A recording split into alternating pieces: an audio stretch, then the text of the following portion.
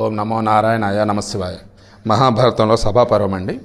సభాపర్వంలో వచ్చేసి నేను ఎక్కడి వరకు మాట్లాడుకున్నాం, ఈ శిశుపాలుడు వచ్చేసి భీష్ముడు చెప్పిన మాటలు విని, సహదేవుడు చెప్పిన మాటలు విని, కృష్ణుడు దేవుడు అనే విషయం తెలుసుకొని కూడా మరలా అక్కడ ఉన్నటువంటి కొంతమంది రాజులతో, రిమైనింగ్ వాళ్ళతో ఈ కృష్ణుడిని చంపేద్దాం అవ్వనట్టుగా ఇది చేస్తున్నాడు.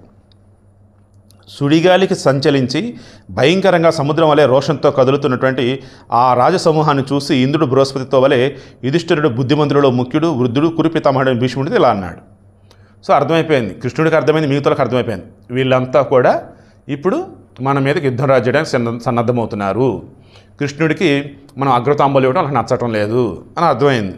అప్పుడు భీష్ముడితో ధర్మరాజు అంటున్నాడు, ఏమని అంటే, పితామహ, ఈ రాజసముద్రం రోషంతో ఊగిపోతుంది. ఈ విషయంలో ఏం చేయాలో నీవే చెప్పవలసింది. యజ్ఞానికి విఘ్నం కలగకూడదు. సో యజ్ఞం చివరిలో ఉన్నారు కదా, ఆగకూడదు. ప్రజలకు హితము జరగాలి. అన్ని విధాలు ఏది కర్తవ్యమో అది నాకు చెప్పు. ఈ విధంగా ధర్మజ్ఞుడు యుధిష్ఠిరుడు అయినటువంటి ధర్మరాజు చెప్పగా కురుపితామహుడైన భీష్ముడు ఇలా అన్నాడు, కురుశార్ధూల, నీవు భయపడకు. కుక్క సింహాన్ని చంపగలదా? శుభమైనటువంటి మార్గాన్ని నేను మునిపే స్వీకరించాను. సింహం నిద్రిస్తుంటే చుట్టూరా చేరి కుక్కలు మరుగుతూ ఉంటాయి. అలాగే వృష్ణివంశ సింహం కృష్ణుడు నిద్రిస్తుంటే ఈ రాజులంతా మరుగుతున్నారు. ధర్మరాజా, సింహం మేలుకునే వరకు కుక్కలు అలాగే మరుగుతూ ఉంటాయి. సింహం లాంటి అచ్యుతుడు మేలుకునే వరకు ఈ పురుష పుంగవుడు శిశుపాలుడు రాజులందరినీ సింహాలుగా చేస్తూ ఉంటాడు. తెలివి మాలిన శిశుపాలుడు రాజులందరినీ యమలోకానికి లాక్కుపోదామనుకుంటున్నాడు. ఈ శిశుపాలుని తేజస్సును మళ్ళీ తనలోకి తీసుకోవాలని శ్రీకృష్ణుడు భావిస్తున్నాడు. అంటే అయిపోయింది ఆ టైం, ఇంకా చంపేస్తాడు శిశుపాలుని కృష్ణుడు చూడు అన్నట్టు చెప్తున్నాడు. ధర్మరాజు, నీకు శుభమగ్గాక. ఇప్పుడు ఈ శిశుపాలుని బుద్ధి ఇతర రాజుల బుద్ధులు సంచలించాయి. పురుషోత్తముడు తనలోకి తీసుకుందాం అనుకున్న వారి బుద్ధులు శిశుపాలుని బుద్ధి వల్ల ఎగిరెగిరి పడుతూ ఉన్నాయి. ధర్మజ, 3 లోకాల్లోనూ ఉన్నటువంటి 4 రకాల ప్రాణులకు కూడా జనన మరణాలకు ఆ మాధవుడే కారకుడు. చతుర్విధ ప్రాణులు, స్వేదజాలు అంటే ఒక్క వలన పుట్టినవి, అంటే పురుగులు, చీమలు, దోమలు, ఇలా. అండజములు, గుడ్డు నుండి పుట్టేవి, పక్షులు, పాములు మొదలైనవి.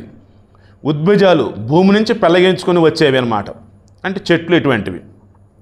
ఇక జరాయోజాలు అంటే మాని వలన పుట్టినవి, మనుషులు, పశువులు. దట్ మీన్స్ మాయు వలన అన్నప్పుడు యోనిత్రి అన్నట్టు తల్లి గర్భం నుండి. సో ఇవన్నీ కూడా ఉండటం చివరికి పోవటం మరల ఆ శ్రీకృష్ణుడిలోకే.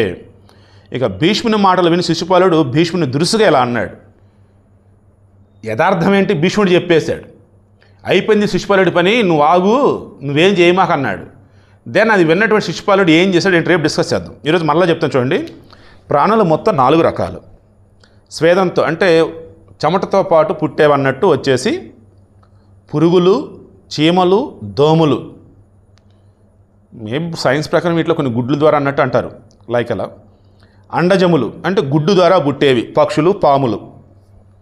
ఉద్భిజాలు అంటే భూమిని పెళ్ళగించుకొని పుట్టేవి, చెట్లు, మొక్కలు, అటువంటివి. జరాయుజాలు అంటే తల్లి గర్భం నుండి బయటకు వచ్చేవి, యోనిత్రు అన్నట్టు. మనము, జంతువులు, ఇలా అన్నట్టు. ఓకే, రేపు డిస్కస్ చేద్దాం.